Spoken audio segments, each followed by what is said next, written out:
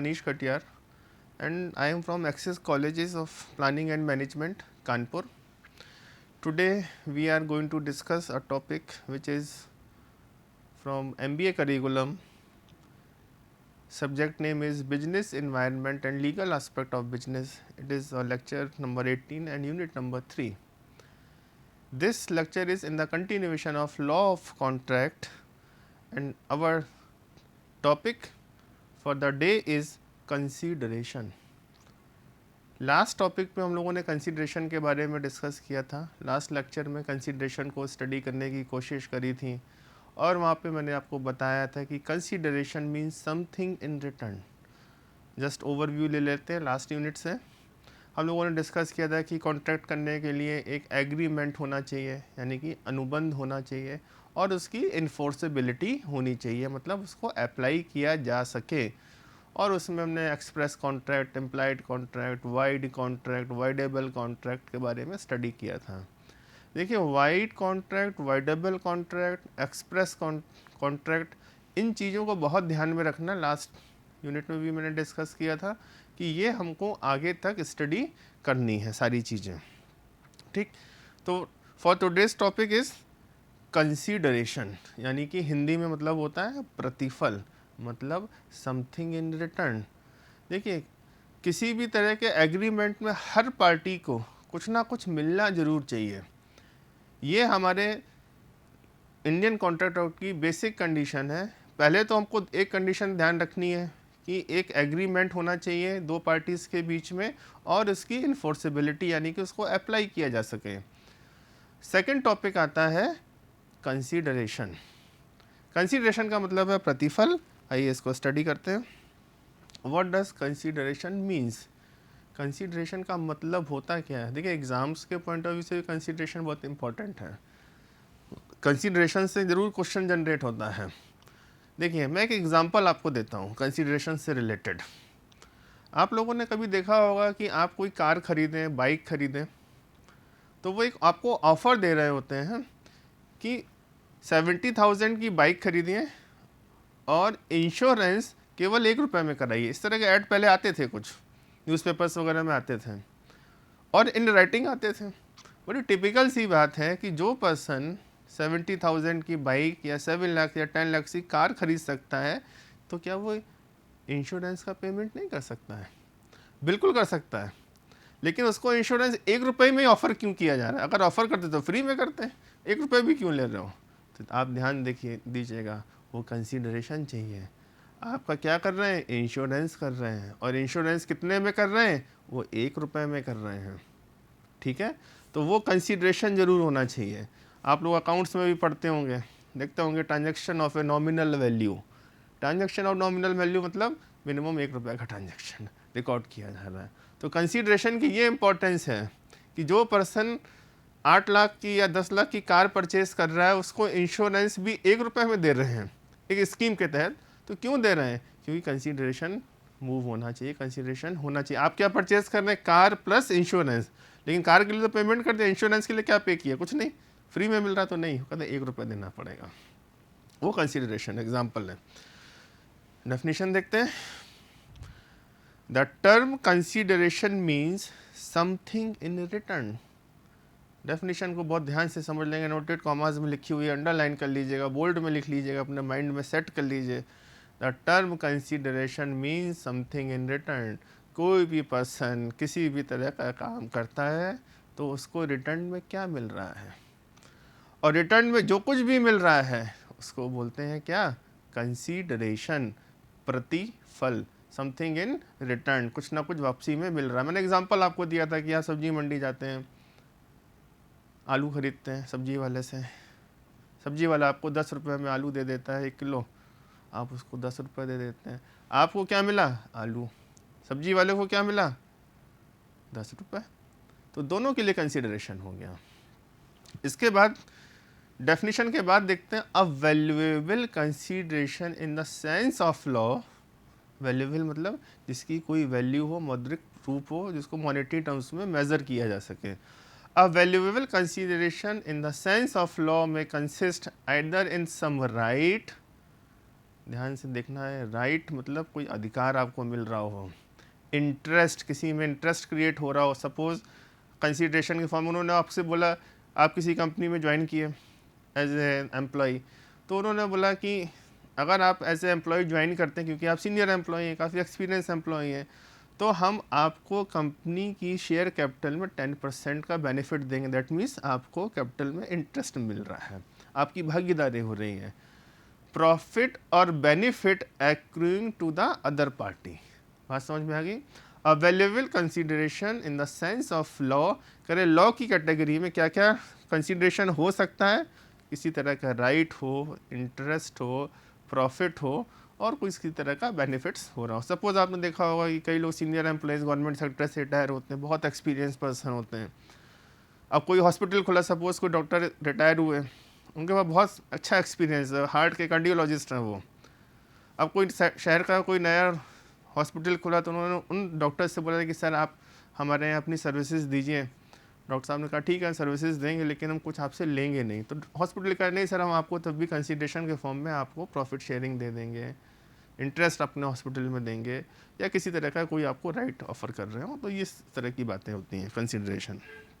Definition, when at the desire of the promisor, the promisee or any other person has done or abstain from doing or does or abstain from doing promises to do or abstain from doing something, ठीक, such act or abstinence or promise is called consideration for the promisee। Example के तौर पे समझते हैं, suppose आप लोगों को school colleges में पढ़ रहे हैं, अपने कॉलेज में पढ़ रहे हैं, तो पढ़ाई की जो बेनिफिट है किसको मिल रहा है, आपको एज ए स्टूडेंट।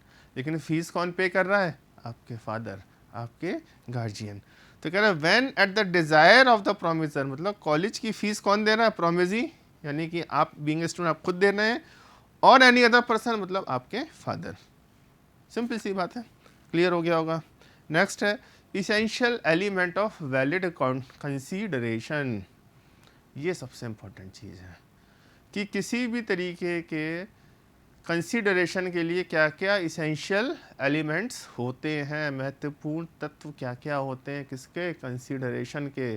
बार बार मैं रेफरेंस में ले रहा हूँ, फर्स्ट लेक्चर को पहले बताया गया था कि एग्रीमेंट एंड इन्फोर्सेबिलिटी, सेकंड बात आ रही है अब कंसीडरेशन। और इसेंशियल एलिमेंट क्या क्या है, it must be given only eight the desire of the promisee. Word ध्यान रखना, प्रोमिसर एंड प्रोमिसी, मतलब जिसको सर्विसेज दी जा रही। स्कूल में कौन पढ़ रहा है, आप पढ़ रहे हैं, आपको क्या होगा, प्रोमिसी। सर्विस देने वाला क्या होगा, promisor. It may move from any person, example मैंने दिया कि आप स्कूल में पढ़ रहे हैं, सर्विसेज टीचिंग सर्विसेज या पढ़ाई आप स्कूल में कर रहे हैं, लेकिन फ़ीस कौन पे कर रहा है, आपके गार्जियन। तो स्कूल में पढ़ने का अनुबंध किसके साथ हुआ, स्टूडेंट के साथ में, लेकिन फ़ीस कौन पे कर रहा है, फादर। लिखा हुआ it may move from any person. It may past और प्रेजेंट और फ्यूचर, यानी कि आपको पहले भी कंसीडरेशन एडवांस में आपने दे रखा है, आज आप तुरंत पे करेंगे या फ्यूचर में कभी आप पे करना चाहते हैं। It must be of the some value, देखो वर्ड ध्यान देखो कितनी अच्छी बात लिखी हुई है, it must be of some value. Some क्या है, डिफाइंड नहीं है एक्ट में। व्हाट इज सम, 1 रुपये का भी हो सकता है, 25 पैसे का भी हो सकता है, 1 लाख रुपए का भी हो सकता है। सम वैल्यू, तो वही एग्जांपल कारों के इंश्योरेंस का सामने आ रहा है कि सम वैल्यू जरूर होनी चाहिए, तभी वो आपको 10 लाख की गाड़ी का इंश्योरेंस 1 रुपये में दे रहा है। क्यों, एक्ट में लिखा हुआ है, इंडियन कॉन्ट्रैक्ट एक्ट में, it must be of some value.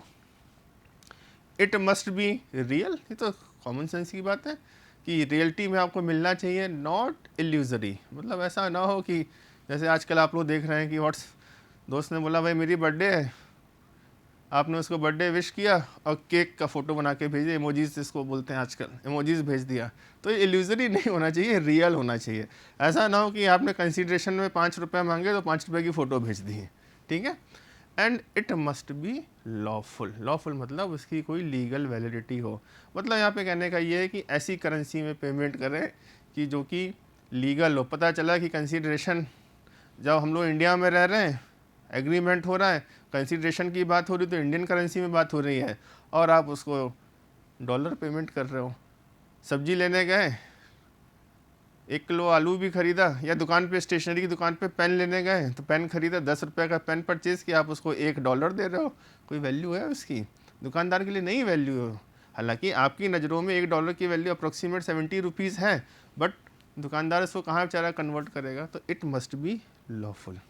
ठीक, आगे इम्पॉर्टेंट रूल अक्सर एग्जाम्स में पूछा जाता है और इसको बच्चे कंफ्यूज होते हैं, बहुत ध्यान से रखेंगे, समझेंगे। कंसीडरेशन के बारे में बात कर रहे हैं, डेफिनेशन थी समथिंग इन रिटर्न। पहले लेक्चर से हम लोग समझते चले आ रहे हैं। एग्रीमेंट एंड इन्फोर्सिबिलिटी, एक एग्रीमेंट होना चाहिए, इन्फोर्सिबिलिटी होनी चाहिए और कंसीडरेशन होना चाहिए। उसके बाद हम लोग फ्री कंसेंट भी पढ़ेंगे। तो कंसीडरेशन में बोल रहा है नो कंसीडरेशन नो कॉन्ट्रैक्ट। मतलब क्या हुआ?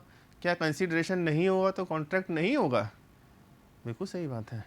अगर कंसीडरेशन नहीं होगा तो किसी तरह का कोई अनुबंध नहीं हो सकता। तो इसको हम लोग किस कैटेगरी में कवर करेंगे? If there is no consideration, in that situation all agreements are void, इनकी कोई लीगल वैलिडिटी होती ही नहीं है। बात समझ में आ रही? कंसीडरेशन होना बहुत ज़रूरी है। अगर कंसीडरेशन नहीं है तो एग्रीमेंट वाइड हो गया। ठीक है, अब इसमें लिखा हुआ है agreement made on account of natural love and affection. Simple सी बात है, आपका बर्थडे था, आपके बर्थडे पे आपके फादर ने आपको बाइसिकल या मोटरसाइकिल गिफ्ट करी। तो उन्होंने कैसे गिफ्ट करी? Out of natural love and affection. सभी लोग समझ रहे होंगे मेरा इंटेंशन। लव एंड अफेक्शन के थ्रू उन्होंने आपको बाइक दी, लेकिन उसके एवज में आपसे कुछ लिया? नहीं लिया। कुछ मांगा? नहीं मांगा। कुछ इंटरेस्ट क्रिएट किया? नहीं किया। कुछ इंस्ट्रक्शंस दिए कि नहीं साहब बाइक दे रहा हूँ तो आपको 80% मार्क्स लेके आने MBA में? ऐसा तो नहीं कहा ना। आपके बर्थडे पे दिया, क्यों? Out of natural love and affection. ठीक है, तो नेचुरल लव एंड अफेक्शन के, और वो तो हम लोग पहले से पढ़ते चले जा रहे हैं कि contract of social nature Indian contract act में कवर नहीं होते हैं। लेकिन यहाँ पे देखना, कंसीडरेशन के केस में किसी भी तरीके का नेचुरल लव एंड अफेक्शन के थ्रू अगर कोई ट्रांजैक्शन हो रहा है तो वो वैलिड कॉन्ट्रैक्ट होता है। ठीक है, बात ध्यान रखना, वैलिड कॉन्ट्रैक्ट होता है। Promise to compensate for past voluntary services, बड़ा स्पेशल केस है ये। पास्ट वॉलंटरी सर्विसेज का मतलब क्या था?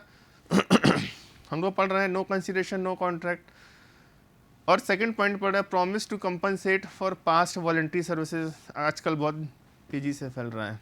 घर में बुजुर्ग रह रहे हैं, बच्चे विदेशों में रह रहे हैं, अब बुजुर्ग बेचारे बीमार पड़ गए, उनकी सेवा करने वाला कोई नहीं है, तो पड़ोसी ने उनकी खाना वाना बना के प्रॉपर मेडिसिन वगैरह दे के उनकी सेवा करी, और जिससे कि वो बुजुर्ग रिकवर हो गए, सही हो गए।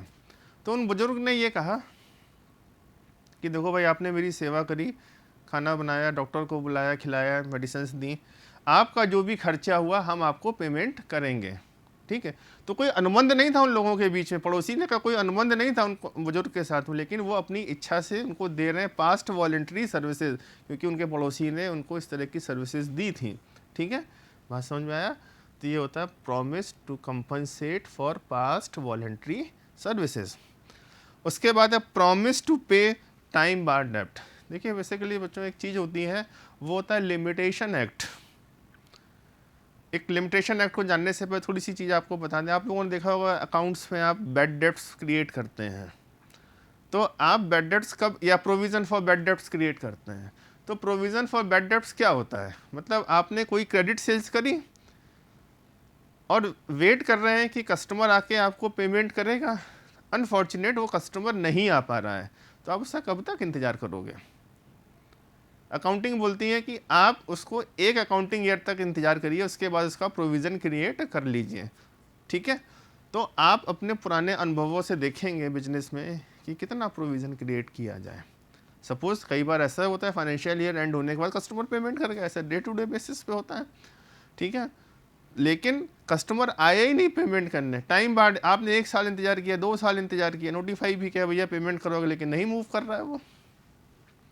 तो टाइम लिमिट कब तक होगी? तो वो लिमिटेशन एक्ट में उन्होंने डिफाइंड करी है कि कितनी टाइम लिमिट में वो पेमेंट सेटल हो जाना चाहिए। अगर सेटल नहीं होता है तो आप उसको बैड डेब्ट क्रिएट कर लेंगे, प्रॉफिट लॉस में डेबिट कर देते हैं, प्रॉफिट अपना घटा लेते हैं उतने अमाउंट से। तो लेकिन वो जो कस्टमर जिसको आपने उधार माल बेचा था, वो आया और उसने बोला कि साहब लॉकडाउन लग गया था, इस वजह से मैं आ नहीं पाया, मैं अपने गांव चला गया था, इसलिए वहाँ पे कोई नेटवर्क भी नहीं था, तो कोई कम्युनिकेशन नहीं हो पाया, अब आप अपना पेमेंट लीजिए।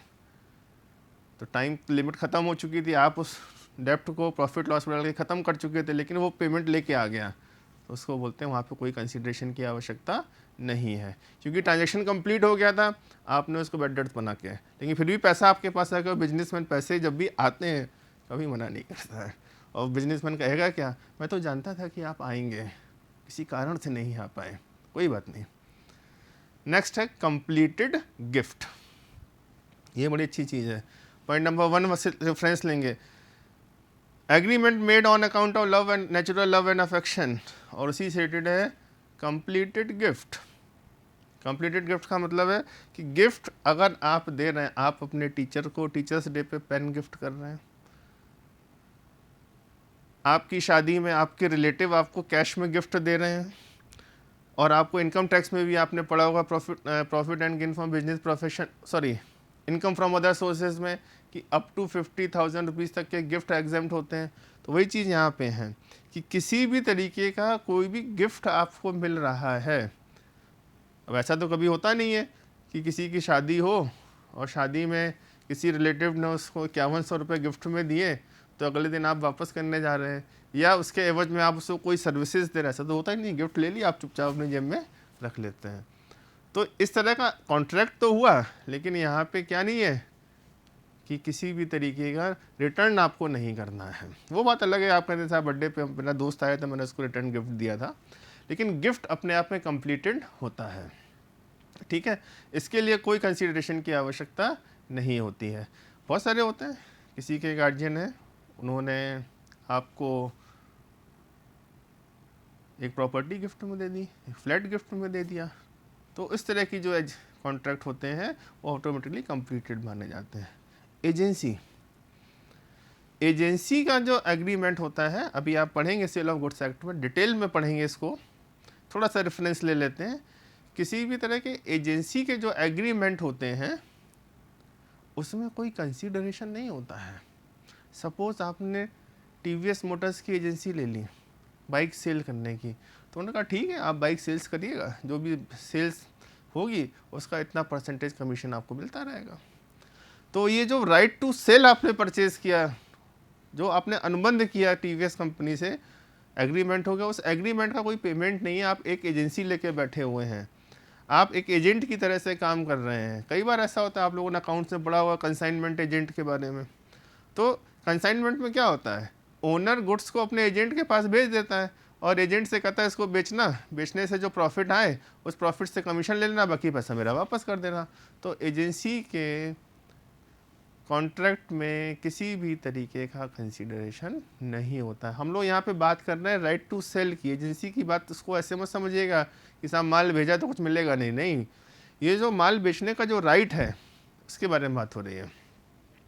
ग्रेचुटस बेलमेंट, देखिए एक बेलमेंट होता है और ग्रेचुटस बेलमेंट क्या होता है। ग्रेचुटस बेलमेंट का सिंपल कॉन्सेप्ट समझ, बेलमेंट का मतलब ये होता है कि आपका दोस्त आपके पास आया और उसने बोला कि आप हमको अपनी साइकिल दे दीजिए, मैं ज़रा स्टेशनरी की दुकान से अपने लिए एक रजिस्टर ले आऊँ। तो आपने अपने दोस्त को अपनी साइकिल दी, ये किस तरह का एग्रीमेंट हुआ, बेलमेंट, कॉन्ट्रैक्ट ऑफ बेलमेंट। और ग्रेचुटस बेलमेंट का मतलब होता है एज पर लॉ कुछ जिम्मेदारी आपको दे दी गई। सपोज आपको अपने वृद्ध माँ बाप की देखभाल करनी चाहिए, सपोज आपको अपने वृद्ध माँ बाप की देखभाल करनी चाहिए, ये क्या है, gratuitous, as per law, as per law कोई रिस्पॉन्सिबिलिटी निर्धारित कर दी गई हो तो उसमें कोई कंसिडरेशन की आवश्यकता नहीं होती है, ठीक। और यहाँ पे ये जो doctrine of privity of contract है, इसको ध्यान से समझते हैं, पढ़ते हैं पहले फिर समझते हैं। The doctrine of privity of contract is a common law principle which implies, अब यहाँ से ध्यान से फोकस करना है, only parties to a contract are allowed to sue each other. Sue मतलब एक दूसरे के खिलाफ मुकदमा दाखिल कर देना, कोर्ट ऑफ लॉ में लेके चला जाना मैटर को। यहाँ पे वर्ड देखिए, only parties to a contract. आप ग्रेजुएशन, आप एमबीए कर रहे हैं, तो जब आपकी फीस डिपॉजिट नहीं होती है तो अकाउंट्स डिपार्टमेंट आप ही से तो कहता है कि आपकी फ़ीस के ड्यूज़ हैं, आप ड्यूज़ क्लियर करिए। आपको ड्यूज़ का, भले ही वो ड्यूज़ आपके गार्जियन पेमेंट करे, लेकिन किससे कहा जा रहा है? आपसे। क्यों? क्योंकि आप ही उस अनुबंध की पार्टी है। पढ़ाई लिखाई कौन कर रहा है? आप कर रहे हैं। तो इसलिए ये चीज़ लिखी गई है कि only parties to a contract are allowed to sue each other to enforce the right and liabilities, and no stranger is allowed to confer obligation upon any person or who is not a party to a contract, even though the contract have been entered into for his benefit।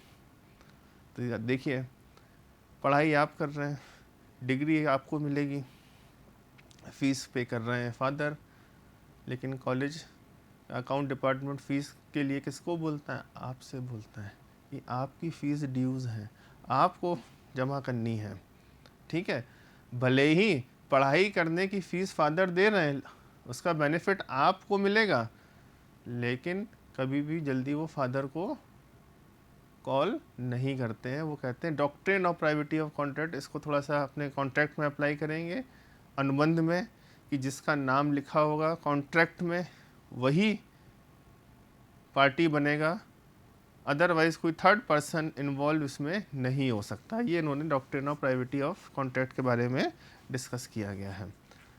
बहुत carefully इसको समझना है। Doctrine of privity of contract आपको ध्यान रखना है। ये तो मैंने एग्जांपल दिया आपको एमबीए क्लासेस का, आपकी फ़ीस का। आपको ये ध्यान रखना है कि जो भी अनुबंध आपका हो रहा है, जो भी कॉन्ट्रैक्ट आप किसी से कर रहे हैं, तो ये जो पार्टीज़ हैं वही इसमें इन्वॉल्व होंगी। कोई थर्ड पार्टी किसी भी कॉन्ट्रैक्ट में इन्वॉल्व नहीं हो सकता है। ये doctrine of privity of contract हमको बताता है।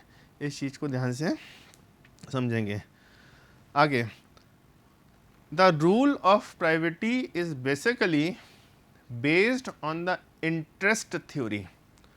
वर्ड को नोटेड कॉमा में मैंने लिखा हुआ है, interest theory, which implies that the only person having an interest in the contract is entitled as per law to protect his right। Word को ध्यान से देखिए, which implies that the only person having an interest in the contract is entitled as per law to protect his interest। Suppose ऐसा ना हो आप लोग किसी के साथ में, सपोज़ आपके पास आपकी बाइक है और बाइक चोरी हो जाती है, तो चोरी हो जाने की रिपोर्ट कौन लिखाएगा? भले ही वो बाइक आपका दोस्त आपसे मांग के लेके गया हो, उससे चोरी हुई हो, लेकिन रिपोर्ट इसकी कौन लिखाएगा? आपको लिखानी है। क्यों? क्योंकि बाइक आपके नाम है, आप उस बाइक के ओनर हैं। तो ये होता है doctrine of privity of contract कि only parties to a contract can sue each other. इसके अलावा कोई थर्ड पर्सन इसमें इन्वॉल्व नहीं हो सकता है। ये आपको डॉक्ट्रिन प्राइवेटी ऑफ कॉन्ट्रैक्ट में समझाया गया है। ठीक है, और यहाँ से आके आपका ये यूनिट कंप्लीट हो जाता है। Thank you.